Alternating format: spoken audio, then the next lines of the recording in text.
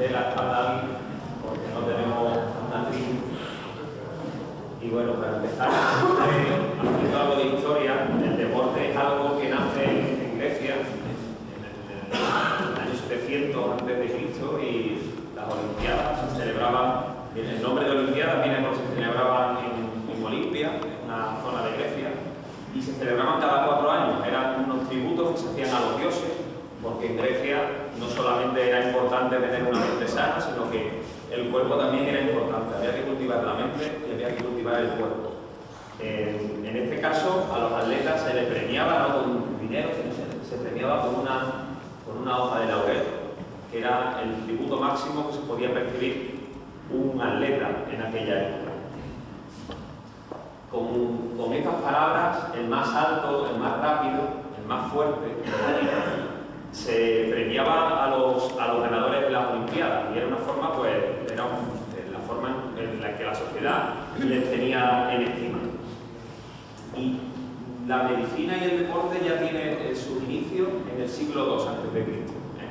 Este señor es Galeno, es un médico romano, y era un médico que no solamente sanaba a los enfermos, sino que también se encargaba de los sanos.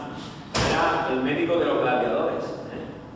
Y el gladiador era un deportista, además. O sea, ya desde la época griega y la época romana se daba interés a la salud en el deporte, a que esto fuera seguro. Y fijaros, Cristóbal Méndez escribe el primer libro en el año 1553 sobre el primer tratado sobre el ejercicio físico, no como diversión, sino como terapéutica, como forma de tratar la enfermedad. Y decía que el ejercicio es la más natural de las medicinas y que por tanto era muy bendita y la que había que estimar mucho. Es decir, no solamente era diversión, sino que también servía para sanar, para que el cuerpo estuviera sano. Y actualmente sabemos que el realizar ejercicio físico al menos 30 minutos al día, de forma moderada y 5 veces a la semana, origina salud, y origina salud en todos los términos, tanto el aspecto cognitivo, mejora la depresión, las relaciones sexuales, disminuye la mortalidad, disminuye la incidencia de algunos cánceres y además, lo más importante, disminuye la aparición de enfermedades del aparato cardiovascular. En la historia, los primeros conceptos del corazón de atleta, es decir, algo que se denominó síndrome, pero que realmente no es una enfermedad, aparece en el año 1884, cuando se observó, algunos biólogos vieron que los pájaros que estaban en libertad tenían el corazón más grande que aquellos que estaban más quietos, que no volaban y que estaban en jaula. Aquí empezó un poco a desarrollarse el síndrome del corazón de atleta, es decir, parece que el corazón del deportista es diferente, sin ser patológico, al corazón de alguien que no se entrena. Y es posteriormente, en el año 1899, cuando un médico suizo, historiando a los esquiadores de fondo, descubre mediante percusión cardíaca que su corazón, entonces no existía todavía la radiografía, ni existía la ecografía, ni el electro, que el corazón era más grande. Los deportistas parece que tenían un corazón mayor. Pues bien, fijaros, no es hasta el año 1928, en las Olimpiadas de Ámsterdam, cuando por primera vez ya se disponía de radiografía y se obtiene que los deportistas tenían corazones más grandes. Eso que conoceréis, que se ha dicho que el corazón es más grande que el sitio, ¿no? Eso probablemente lo habrán escuchado, ¿no? Pues el atleta suele tener un corazón más desarrollado, preparado para hacer deporte. Y fijaros, en el año 1953, en los 6 días de París y posteriormente en el Tour de Francia, se describen por primera vez los trazados electrocardiográficos de los ciclistas. Y se veían distintos patrones que eran distintos a los de los sujetos normales. En aquel entonces, en el año 53, se creía que esto era una patología y que el deporte producía alteraciones en el corazón. Hoy en día, y lo hablaremos adelante, sabemos que esto es una adaptación a un deporte físico intenso, como sabéis que es el ciclismo. Para mí el deporte más duro que existe. Pues bien, ¿cuáles son los perjuicios del sedentarismo? Es decir, el no hacer ejercicio y los beneficios de hacer deporte. Pues son muchos. Fíjense que los hábitos de vida de las sociedades occidentales promueven cada vez comportamientos más sedentarios que son perjudiciales para la salud. La inactividad hace que aumente el riesgo de enfermedades cardiovasculares y además de mortalidad por este motivo. Y una persona sedentaria además tiene más riesgo tanto de ser obeso como de ser diabético, tener el colesterol alto y sufrir un futuro infarto en el corazón. Además, habitualmente estas personas que son sedentarias presentan otros hábitos que son perjudiciales, como fumar o hacer comida desaconsejada, comidas que no son cardiosaludables. ¿Y qué beneficios tiene al hacer ejercicio? Pues tiene todos sus beneficios. El organismo se hace más resistente y se hace menos vulnerable tanto a que se padezcan enfermedades del aparato digestivo, del aparato respiratorio, del aparato cardiovascular. Y esto es válido para cualquier edad, incluso para las personas más ancianas. Por tanto, a nivel cardíaco, el ejercicio previene la enfermedad coronaria y disminuye la aparición de factores de riesgo cardiovascular, cuando además se une a una nutrición adecuada. Y además, ¿qué otros beneficios tiene el ejercicio? Pues uno de los más importantes es que produce bienestar, produce un estado de pletorio, derivado de la liberación de unas sustancias que se producen en el cerebro, que se llaman endorfinas, y que hace que uno encuentre placer cuando hace un ejercicio. Y os podéis fijar que entre estas dos fotos, a pesar de tener 20 años, se siguen divirtiendo igual esta gente del club. Sigue habiendo la misma gana de diversión y por tanto el deporte no solo es hacer ejercicio, sino que también ofrece bienestar a los que lo realizan. Y llegamos a la parte con la que empezamos a hablar. ¿Qué es lo que produce el ejercicio? Sobre todo el ejercicio continuado, como es el ciclismo, un ejercicio aeróbico que requiere el uso de muchos músculos durante su realización. ¿Cómo se comportan los órganos durante la realización de un ejercicio físico intenso? Pues habitualmente los órganos que participan son estos que pongo aquí: el corazón, los vasos sanguíneos, los pulmones y los músculos. Estos son los órganos principales que actúan mientras que se está haciendo ejercicio. ¿Y de qué forma? Pues fijaros, el corazón bombea la sangre y lo transporta a través de los vasos, y es el músculo el que usa la sangre, usa el oxígeno para que esté contrayéndose continuamente la musculatura. Posteriormente el corazón es el que bombea y el que hace de bomba realmente para que la sangre que le llega a todos los territorios. Esto lo realiza cuando hacemos ejercicio, el ritmo del corazón se acelera, aumenta la frecuencia del corazón y además aumenta el volumen de sangre que expulsamos con cada latido. Por otro lado, el pulmón, cuando hacemos ejercicio, lo que hace es aumentar la frecuencia. Jadeamos, aumentamos el ritmo de respiración y aumentamos el volumen de aire que introducimos cada vez que respiramos. Todo ello para que a los músculos, que son los que realizan el esfuerzo, lleguen los nutrientes, llegue la sangre con mayor efectividad. ¿Qué ocurre? Un deportista es mejor que otro porque es capaz de adaptar su organismo de forma que es más eficiente para realizar el esfuerzo. Y esto lo hace con un menor gasto, lo hace sin aumentar mucho la frecuencia del corazón, sin aumentar mucho el ritmo respiratorio y sin aumentar mucho la presión arterial. Esto hace que un deportista sea mejor que otro en su campo y esto lo condiciona el entrenamiento, es decir, es una adaptación al deporte. Pues bien, esta adaptación ¿en qué consiste? Pues habitualmente un corazón entrenado se denomina desde el punto de vista médico, los cardiólogos decimos que tiene un corazón de atleta. El corazón del atleta necesita constancia, es decir, una persona con un entrenamiento constante de tipo aeróbico, continuado, en el tiempo. Esto hace que el corazón se adapte a las condiciones de ejercicio y los principales órganos que se afectan en estas adaptaciones son los que hemos dicho anteriormente: el corazón, los pulmones y el aparato locomotor. Es decir, el corazón se hace más resistente, es capaz de someter o de recibir esfuerzos importantes, el pulmón es capaz de ventilar mejor y el aparato locomotor es capaz de desarrollar una fuerza muscular mayor que la de una persona que no esté entrenada.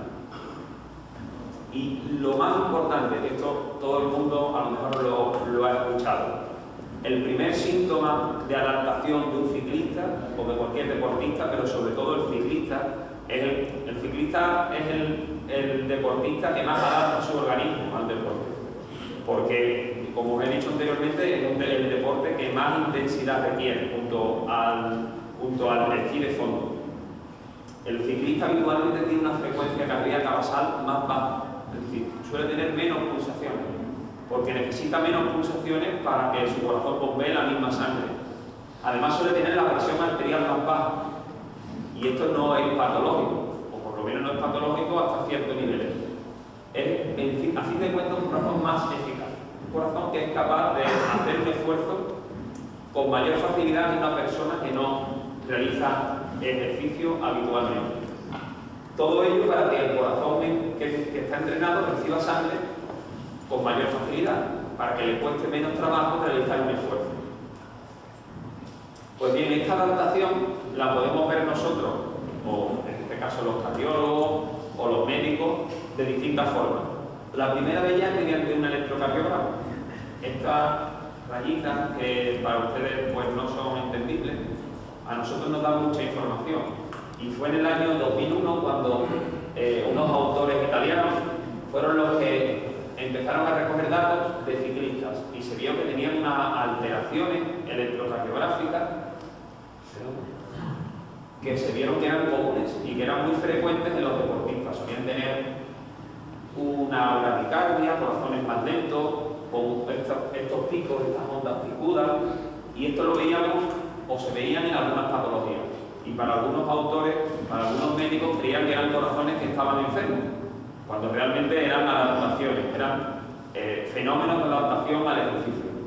Posteriormente apareció la ecografía, es la prueba que nos permite ver el corazón en movimiento. Y en estas pruebas veíamos, yo que hago muchas pruebas deportistas en el centro de alto rendimiento, veíamos que el corazón era de mayor tamaño, que tenía grosores un poco mayores de lo habitual y que tenía tanto la raíz aórtica como la aurícula izquierda, que es una parte del corazón, mayores. Y esto pues se veía, o lo veíamos también en otros tipos de pacientes, pacientes que tenían cardiopatía, que tenían corazones también muy dilatados. La única diferencia es que las personas que hacen deporte no eran enfermas, sino que era un corazón adaptado a las circunstancias del ejercicio. Y una vez conocido que el deporte y sobre todo el ciclismo es capaz de modificar el corazón de modo que se podría confundir con una enfermedad si lo cogiese un médico que no estuviera entrenado en el tema cardiológico, ¿por qué es bueno, sabiendo que el corazón se adapta, por qué es bueno hacer ejercicio y además de forma regular para el corazón? En principio porque, como hemos dicho, los pacientes o los sujetos que hacen ejercicio tienen la presión más baja y tienen la frecuencia del corazón más lenta. Por tanto, el hacer ejercicio previene la aparición sobre todo de algo fundamental, que es la hipertensión arterial. Incluso el sujeto que tiene la tensión alta, cuando hace ejercicio es capaz de controlar su tensión arterial, incluso puede disminuir la toma de medicación, porque se empieza a controlar la tensión cuando empieza a hacer ejercicio. Y por otro lado, y algo no menos importante, es que los sujetos que hacen ejercicio suelen tener un perfil del colesterol más favorable, es decir, baja el colesterol malo y sube el colesterol bueno, el colesterol HDL. Además, el ejercicio físico continuado ayuda a prevenir la diabetes, disminuyendo incluso los niveles de insulina que necesita el paciente. A todos nuestros pacientes diabéticos les aconsejamos que hagan ejercicio de forma continuada y regular, porque eso es capaz de regular sus niveles de azúcar, de forma que es más fácil controlar a estos niveles.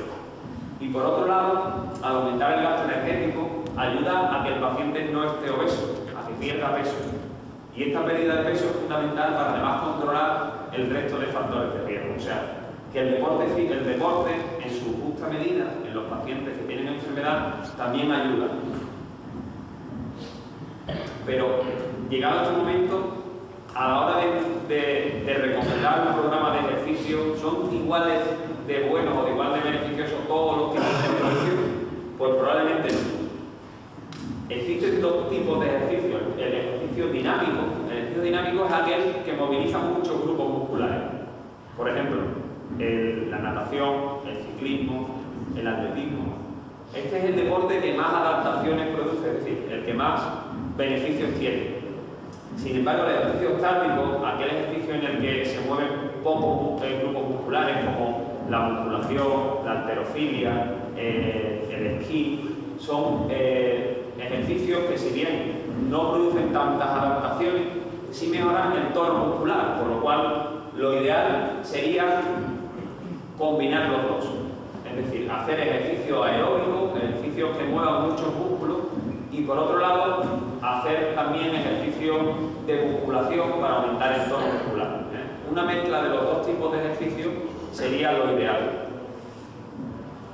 Pues bien, aunque en la práctica la mayoría de los deportes asocian los dos tipos de ejercicios, se ha demostrado que el componente dinámico, es decir, aquel ejercicio que mueve muchos grupos musculares, es el más beneficioso. Si bien, como os he dicho anteriormente, el ejercicio isométrico, es decir, el ejercicio de pesa, el ejercicio que mueve pocos grupos musculares, es recomendable porque fortalece la musculatura y porque también ayuda a controlar el peso. Lo que sí es verdad es que el ejercicio isométrico excesivo no se recomienda en los sujetos con algún tipo de patología. Es decir, al paciente cardiópata, el paciente con hipertensión, no es recomendable que levante mucho peso, porque le puede subir mucho la presión arterial. Y ahora sí viene otra pregunta. ¿Quién debe o puede realizar ejercicio físico y cómo? ¿Cómo hacemos nosotros a las personas que no son atletas?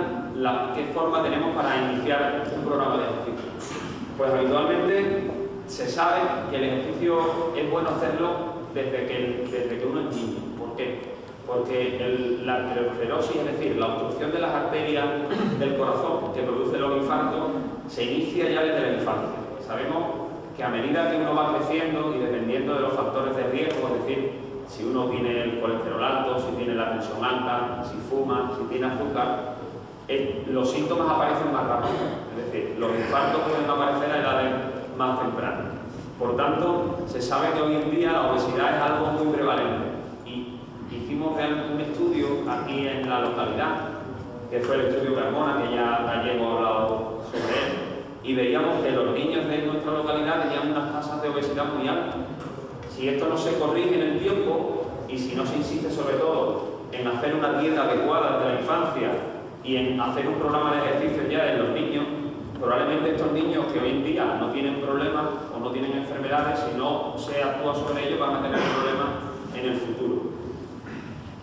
Pues bien, es fundamental, y esto es una labor de los padres, de los educadores, que se fomente el deporte, también aprovechando que tenemos autoridades políticas, que se fomente el deporte desde las edades más precoces, porque realmente estamos haciendo que nuestros niños, que son los adultos del futuro, sean sanos y tengan menos problemas de factores de riesgo.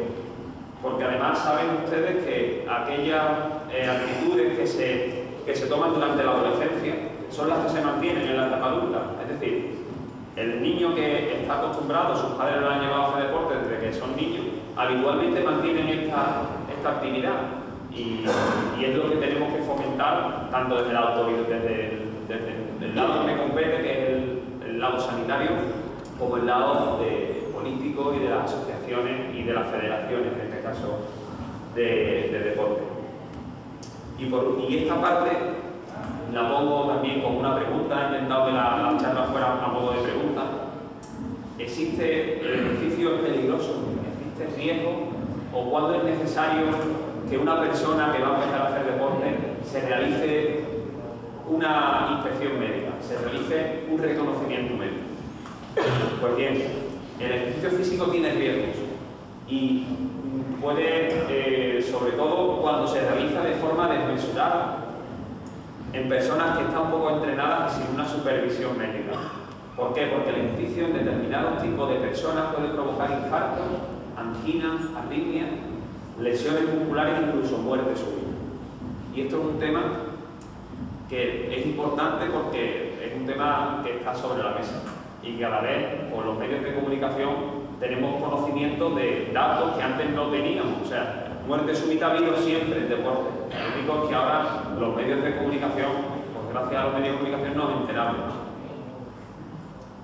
Por tanto, debemos practicar el deporte de forma moderada y el más progresiva, no de forma descontrolada y bajo supervisión, sobre todo si se tiene alguna patología cardíaca. Estas imágenes son sacadas de medios de comunicación y todos sabemos que son fallecimientos de personas que lo han hecho durante una actividad deportiva. Todo el mundo puede recordar la muerte de un futbolista del Sevilla, que ocurrió además casi en directo, la de otro, Dani Jarque, que fue también un futbolista que lo hizo en su domicilio, y son sujetos jóvenes que hay más sanos que un deportista que sin embargo fallece realizando ejercicio físico. Pues aquí está la cosa. El primer caso de muerte súbita ocurre a Filípides. Filípides era un ateniense que luchaba contra los persas en la batalla del Maratón, y cuando se ganó en el año 490 a los persas, se encargó de correr para darle la noticia desde Maratón hasta Atenas, una distancia de 42 kilómetros, que es la distancia actual que tiene el maratón. Filípides corrió el maratón sin descansar y justo al dar la noticia falleció. Falleció después de haber dicho que se habían ganado a los persas. Se considera que este es el primer caso de una muerte súbita en un deportista. A raíz de aquí ha habido intentos de médicos, de médicos deportivos, de intentar conocer el por qué algunos deportistas fallecen súbitamente. Y es en el año 1960, en las Olimpiadas de Roma, cuando un grupo de italianos comienza a conocer las causas de por qué determinados tipos de pacientes o de atletas con un evento especial tenían una predisposición a que se muriesen súbitamente mientras hacían ejercicio. En cuanto a los números, para algo que es al menos esperanzador, que son poco frecuentes. Es decir, se calcula que ocurren entre 200 y 300 muertes súbitas en deportistas en España en un año, y que la incidencia es mayor en los deportistas que en los no entrenados. Es decir, el hacer deporte parece que es un factor de riesgo para tener muerte súbita. Esto, que es un poco alarmante, puede deberse a algunos hechos predisponentes. Es decir, parece que el ejercicio intenso desmesurado durante la actividad física en personas que tengan alguna patología que no se conociera puede originar causas de muerte por arritmia, por infarto, por bloqueo del corazón o por roturas de la aorta. Pues bien, en aquel lado podéis ver cómo es el ritmo del corazón, y en determinado momento este ritmo del corazón produce este otro. Este otro ritmo es el que produce la muerte de los pacientes, una fibrilación ventricular. Y este ritmo es salvable, es decir, podemos salvar al paciente siempre y cuando tengamos un desfibrilador. Este tipo de instrumentos, que cada vez podéis ver más en los aeropuertos, los tenemos en los hospitales, incluso ya en los campos de fútbol se tienen disponibles.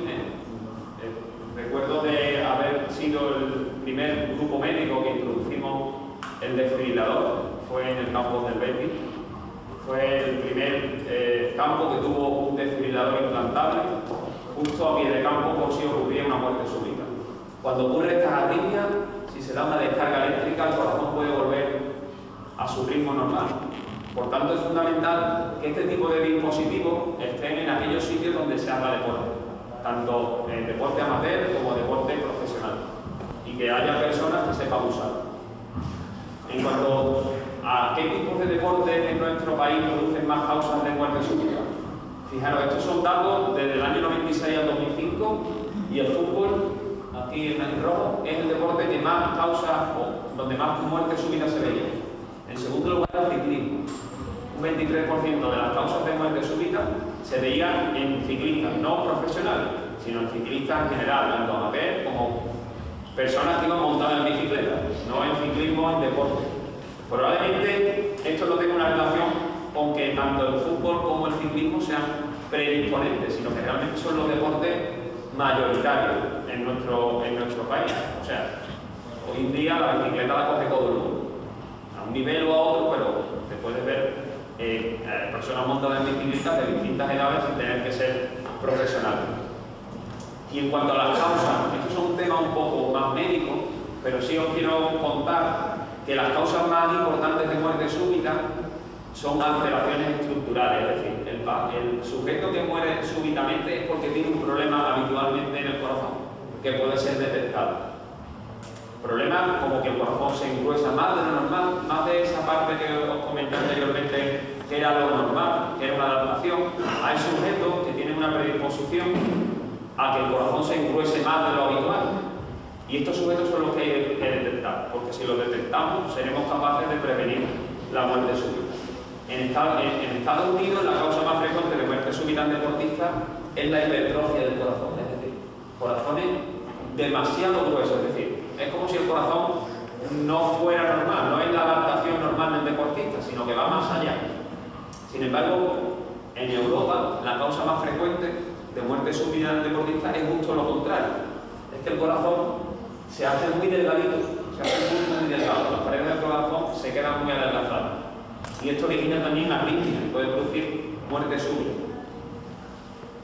¿Y qué ocurre en los mayores de 35 años? O sea, cada vez más hay sujetos que hacen deporte con edades mayores, y además un deporte no controlado por un médico o no controlado por un personal entrenado.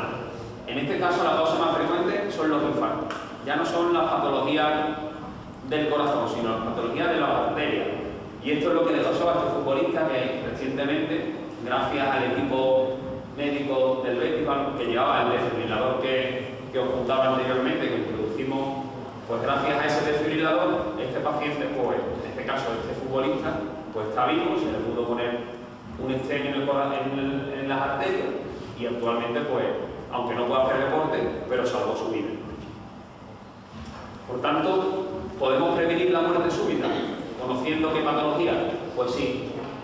En la realización de un reconocimiento cardiológico antes de hacer un ejercicio en personas que hacen élite, está demostrado que disminuye la tasa de muerte súbita. ¿Qué ocurre? Necesita personal cualificado, tiene implicaciones legales, porque se puede, imaginen a alguien que su vida es el deporte, que vive del deporte, y al cual en un reconocimiento médico, como ha ocurrido recientemente en algunos deportistas, pues se le impide hacer deporte. Se impide hacer deporte porque tiene una patología que le puede ocasionar muerte súbita. Esto tiene implicaciones legales y además se necesitan de utensilios y de personal muy cualificado para poder diagnosticar estos casos. En el modelo de Estados Unidos, cualquier persona puede hacer ejercicio físico.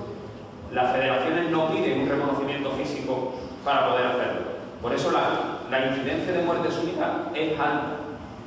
Sin embargo, en el modelo italiano se pide que todos los sujetos que hagan ejercicio físico de élite, incluso los amateurs, se hagan un reconocimiento físico exhaustivo con un cardiólogo y además es indispensable que lleven un electrocardiograma para ver si hay alteraciones.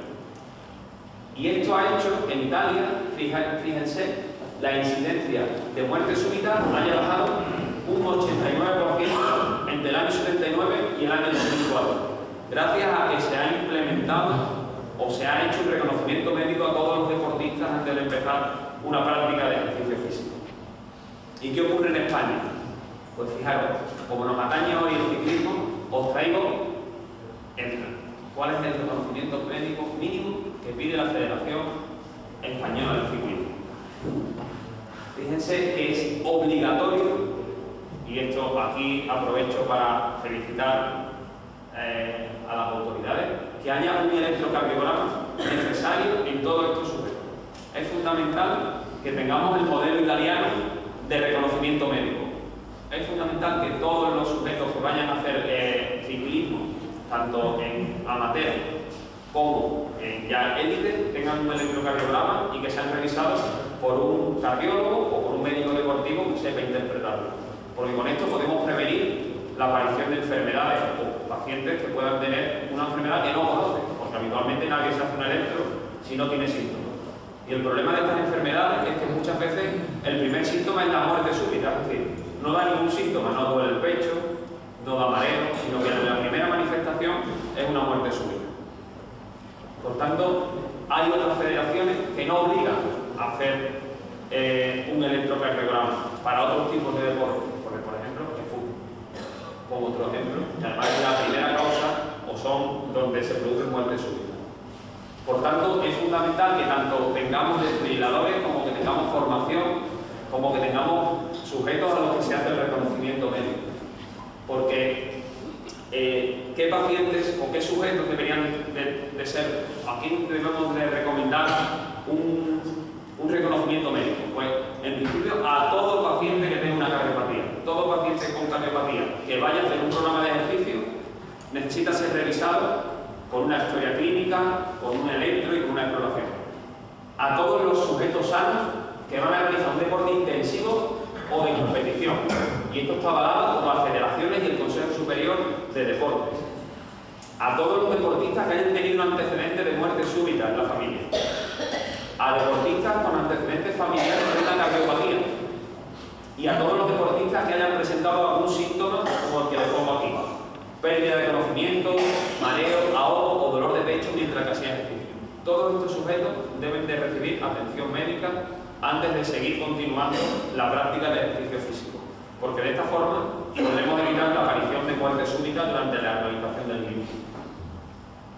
Por tanto, una historia clínica detallada, conocer bien los antecedentes familiares, hacer una exploración exhaustiva y sobre todo un electrocardiograma es fundamental, porque si alguna de estas está alterada, deberán de hacerse ya pruebas más específicas como un ecocardiograma o una prueba de zona. Una prueba en la cual vemos el electro mientras que hace esto. Son pruebas ya que se hacen en los hospitales. Y por tanto, el ejercicio moderado es un corazón entrenado y por tanto es garantía de salud. Y qué más que tenemos además también en la sala dos amigos que realmente, pues bueno, son, viendo que veníamos hablando de ciclismo, pues qué más salud que tener un corazón entrenado y además en el ciclismo. Y bueno, muchas gracias y ante todo, pues nada, esto va a ir a mi hermano, una persona fuerte y bueno, feliz aniversario al club y nada, felicidades Jesús por